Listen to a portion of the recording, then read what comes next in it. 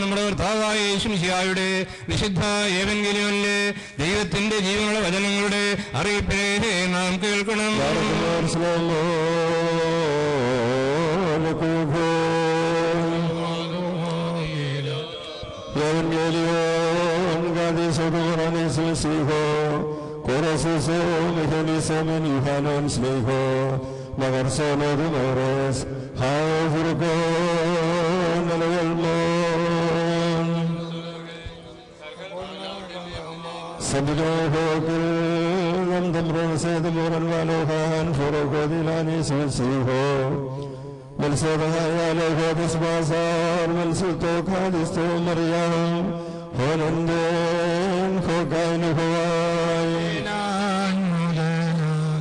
യേശുദ്ധമരാനാകട്ടെ അവരോട് പ്രകാരം പറഞ്ഞു, ഞാൻ സത്യമായി നിങ്ങളോട് പറയുന്നു, പിതാവ് ചെയ്യുന്നതായി കാണുന്നല്ലാതെ പുത്രന് സ്വന്തമായി ഒന്നും തന്നെ ചെയ്യുവാൻ കഴിയുകയില്ല.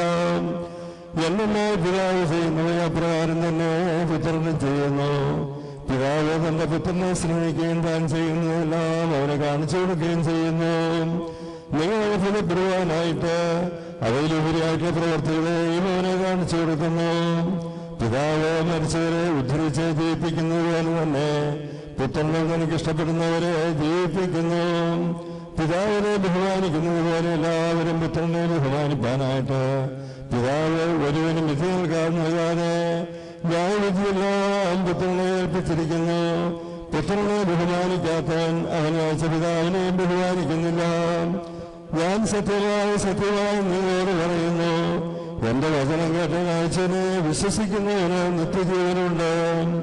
അവൻ ന്യായസ്ഥലത്തിൽ പെടാതെ മരണത്തെ വിട്ട് ജീവനിലേക്ക് കടന്നിരിക്കുന്നു. ഞാൻ സത്യമായി നിങ്ങളോട് പറയുന്നു, മരിച്ചവർ ദൈവത്തിന്റെ ശബ്ദം കേൾക്കുകയും കേൾക്കുന്നവർ ജീവിക്കുകയും ചെയ്യുന്ന സമയം വരുന്നു. അത് ഇപ്പോൾ തന്നെ എന്നാൽ പിതാവിന് തമ്മിൽ തന്നെ ജീവനുള്ള പ്രകാരം പുത്രനും തമ്മിൽ തന്നെ ജീവനുണ്ടായിരിക്കാൻ അദ്ദേഹം വരെ കൊടുത്തിട്ടുണ്ട്. ന്യായജീവനെ നടത്തുവാൻ അവരെ അധികാരപ്പെടുത്തിയിരിക്കുന്നു. എന്തെന്നാൽ അവൻ മനുഷ്യപുത്രനാകുന്നു.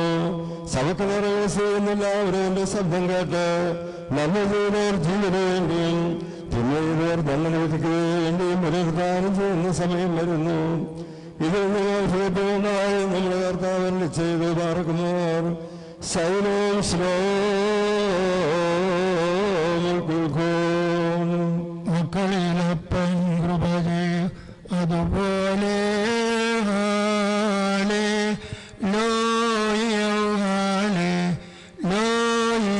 ഭക്തന്മാരിൽ ദൈവം കൃപ ചെയ്യും. നരനുടെ നാളുകളോ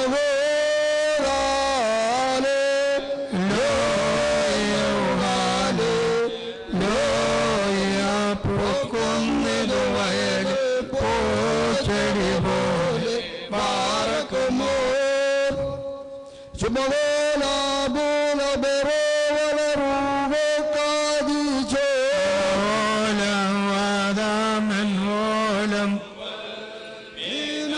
ശരണത്താലെ നിൻ കൃപയിൽ മരണമടഞ്ഞൊരു ദാസേനമേ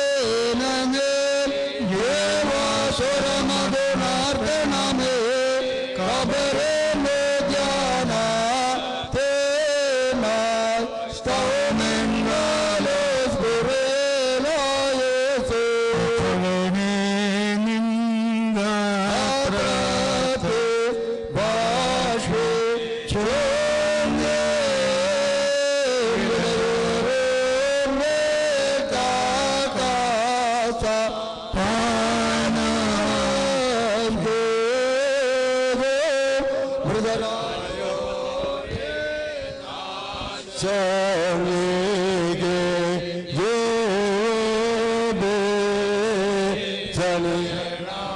നിന്നെ നോക്കും നവരിൽ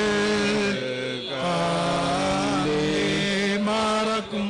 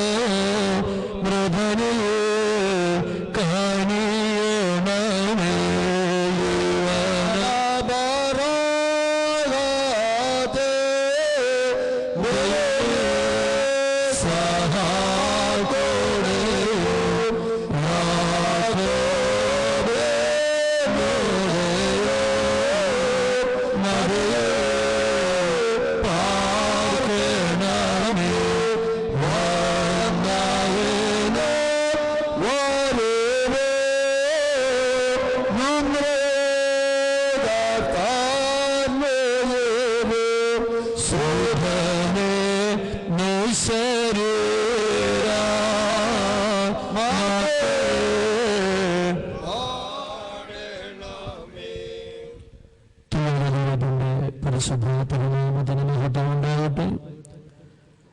ഏറ്റവും മന്യരായ കോർപ്പിസ്കോപ്പ അസമ്മേരി, ഏറ്റവും ബഹുമാനിതരായ വൈദിക ശ്രേഷ്ഠരെ, കർത്താവിനാൽ അനുഗ്രഹിക്കപ്പെട്ടവരെ,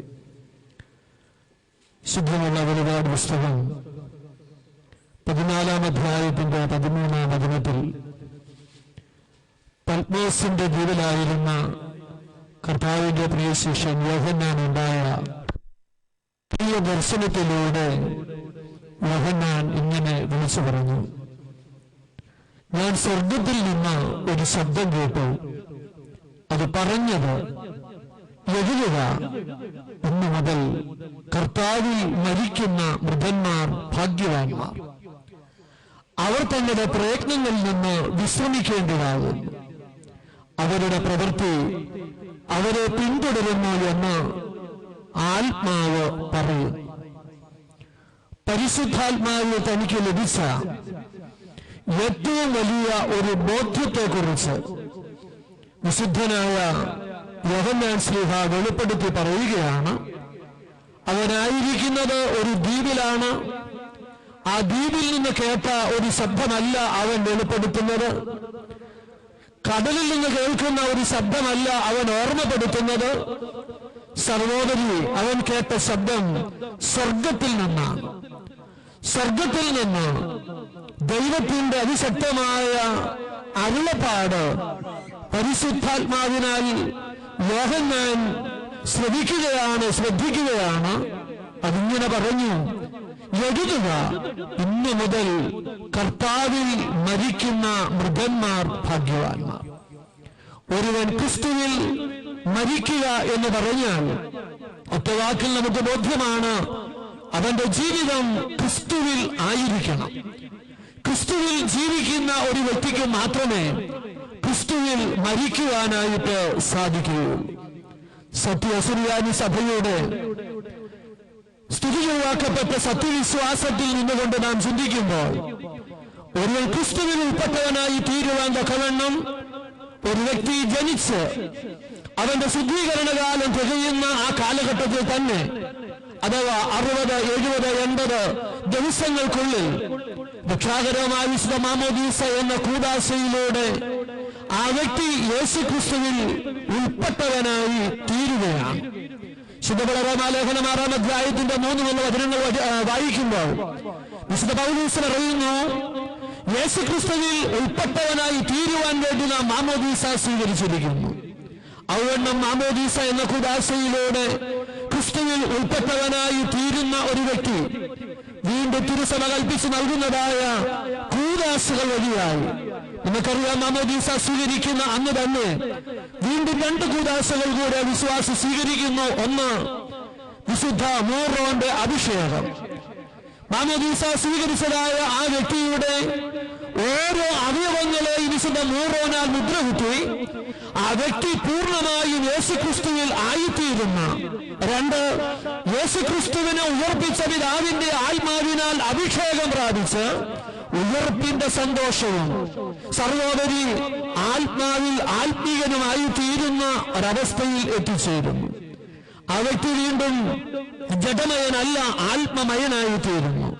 3-ാമത് വിശുദ്ധ കുർബാന സ്വീകരിക്കുന്നതിലൂടെ യേശുക്രിസ്തു എന്ന മുന്തിരിവള്ളിയോട് ചേർത്ത് ആ വ്യക്തി ഒട്ടിക്കപ്പെടുകയും പൗലോസ് പറയുന്നു, നീ ജീവിക്കുന്നത് ഞാനല്ല, ക്രിസ്തു എന്നിൽ ജീവിക്കുന്നു. അതുകൊണ്ട് ഞാൻ ജീവിച്ചാലും മരിച്ചാലും ക്രിസ്തുവിൽ ആണ് എന്ന്, അഥവാ ക്രിസ്തുവിൽ ആകുന്നു എന്ന് പറയുന്ന ഒരാധ്യാത്മികതയുടെ വലിയ ഔന്നത്യത്തിലേക്കാണ് തിരുസഭ അതിന്റെ വിശ്വാസികളെ എത്തിക്കുന്നത്. അതുവണ്ണം ഈ നമ്മിൽ നിന്ന് വാങ്ങിപ്പോകുന്ന ഈ കത്ര സഹോദരൻ ഒരു വിശ്വാസി സ്വീകരിക്കേണ്ടതായ അവിശുദ്ധ കൂദാശകളുടെ അനുഭവങ്ങളിലൂടെ യേശുക്രിസ്തുവിൽ ഉൾപ്പെട്ടവനായി ജീവിച്ചു എന്ന് നാം വിശ്വസിക്കുന്നു. ആ വ്യക്തിക്ക് ലഭിക്കുന്ന ഏറ്റവും വലിയ അനുഗ്രഹം ഇന്ന് വായിക്കപ്പെട്ടതായ ഏവൻഗേലിയാണ്.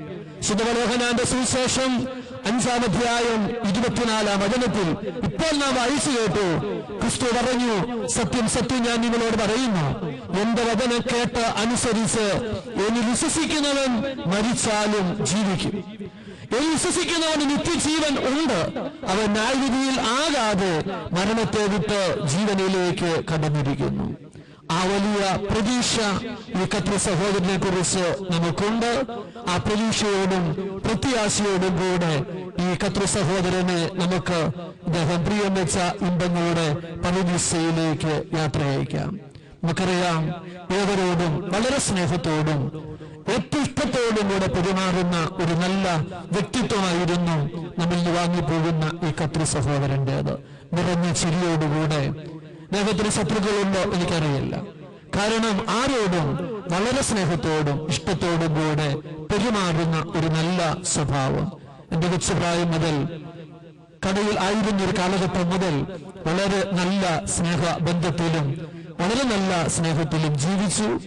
ഇന്ന് ഈ പ്രിയ സഹോദരൻ കത്രസന്നിധിയിലേക്ക് വാങ്ങിപ്പോകുമ്പോൾ അദ്ദേഹത്തിന്റെ ജീവിതത്തിൽ ഒന്നുപോയ പിഴകൾക്ക് കർത്താവ് താൻ തന്റെ കരുണയും സമുദ്രത്തിൽ ഇവനെ കഴുകി വെടിപ്പാക്കി തന്റെ വിശുദ്ധർക്കായി താൻ ഒരുക്കി വെച്ചിട്ടുള്ള ആ ഭാഗ്യരംഗങ്ങളിൽ വിശ്രാമം ലഭിക്കുവാൻ നമുക്ക് പ്രാർത്ഥിക്കാം. വേർപാടിന്റെ അതിനേറെ ദുഃഖത്തിലായിരിക്കുന്ന ഇവർക്ക് ദൈവം ആശ്വാസവും സമാധാനവും നൽകട്ടെ എന്ന് പ്രാർത്ഥിച്ച് ഈ കത്ര സഹോദരന് ആത്മാവിന് ദൈവം നിത്യശാന്തി നൽകുവാൻ പ്രാർത്ഥിച്ച് വാക്കുകൾ ഉപസംഹരിക്കുന്നു. ദൈവനാമത്തിന് മഹത്വം ഉണ്ടാകട്ടെ. കർത്താവിൽ അനുഗ്രഹിക്കപ്പെട്ടവരെ, പ്രബന്ധനായ കാവുങ്കൽ മാത്യൂസ് കോർപ്പിസ് കോഫാച്ചൻ ഒരു വാക്ക് അനുശോചന സന്ദേശം നൽകുന്നതാണ്. ദൈവ തിരുനാമത്തിന് മഹത്വം ഉണ്ടാകട്ടെ. മരണാനന്തര ജീവിതത്തെപ്പറ്റിയും ഈ ജീവിതത്തെപ്പറ്റിയും ഉള്ളതായ ഉത്തരവുമായിരിക്കുന്ന ഒരു നല്ല സന്ദേശം ലഭിച്ചിരിക്കുകയാണ്. നമ്മളിന്ന് വാങ്ങിപ്പോയിരിക്കുന്ന ഈ കപിലദാസൻ ക്രിയാക്കുട്ടി ഓരോ നാളുകളായി അമേരിക്കയിലെ ആണ് കുടുംബമായി താമസിക്കുന്നത്. അവിടെ ഡാളസ് സെന്റ് ഇഗ്നേഷ്യസ് കത്തീഡ്രലിലെ ഇടവാംഗമായി ഏറെക്കാലമായി സുപ്രഭമായി സേവനം ചെയ്യുന്ന ഒരു കുടുംബമാണ്. എനിക്കും അതുപോലെ സ്റ്റീഫൻ അച്ഛനുമൊക്കെ വളരെ അറിവുള്ളതായ ഒരു കുടുംബമാണ് ഈ കറിയാക്കുട്ടിയുടെ കുടുംബം. അവിടെ ചെന്ന നാൾ മുതൽ ആ പള്ളിയോടും അത് ബന്ധപ്പെട്ടിരിക്കുന്ന എല്ലാ കാര്യങ്ങളിലും ആത്മാർത്ഥമായി സഹകരിച്ച് പ്രവർത്തിക്കുന്നതായ ഒരു കുടുംബമാണ്. ഇടയ്ക്കൊക്കെ കറിയാക്കുട്ടി നാട്ടിൽ കടന്നു വരുന്നു. 2, 3, 4 മാസങ്ങളും ചിലപ്പോൾ ഒരു വർഷക്കാലത്തോളം ഇവിടെ കഴിയുന്നു. എങ്കിൽ തന്നെയും ആ കുടുംബം സെന്റ് ഇഗ്നേഷ്യസ് ഡാളസ് കത്തീഡ്രലിലെ ഇടവാംഗമായിട്ട് ഒരു ശുശ്രൂഷ സേവനം ചെയ്യുകയാണ്. ഭാര്യ ആലീസ്, മക്കൾ ഷെറി, ഷെല്ലി, ഇവരൊക്കെ അവിടുത്തെ എല്ലാ ആധ്യാത്മികമായിരിക്കുന്ന പ്രസ്ഥാനങ്ങളിലുമൊക്കെയും സജീവമായി പങ്കെടുക്കുന്നതായ കുടുംബമാണ്. വനിതാ സമാജത്തിലെ പ്രവർത്തകയായി ആലീസ് ഇവിടെ ഇപ്പോഴും സ്ഥിരമായി സേവനം ചെയ്യുന്നു. അതുപോലെ മറ്റുള്ളതായ എല്ലാ കാര്യങ്ങളിലും പള്ളിയോട് ബന്ധപ്പെട്ട എല്ലാ കാര്യങ്ങളിലും ആത്മാർത്ഥമായിട്ട് സേവനം ചെയ്തുകൊണ്ട് സഹായിക്കുന്ന കുടുംബമാണ്. ആകസ്മികമായിരിക്കുന്ന ഈ വേർപാട് എല്ലാവരെയും ദുഃഖിക്കുമെന്നാണെങ്കിൽ തന്നെയും ഒരുവൻ ജനിച്ചാൽ മരിക്കും എന്ന് ശ്രദ്ധിക്കുകയുമാണ്. അതെപ്പോൾ ഏത് സമയത്ത് എവിടെ വെച്ച് ആണെന്നും ആർക്കും അറിഞ്ഞുകൂടാത്ത ജാഗ്രതയായിരിക്കും കർത്താവിന്റെ സന്ദേശം.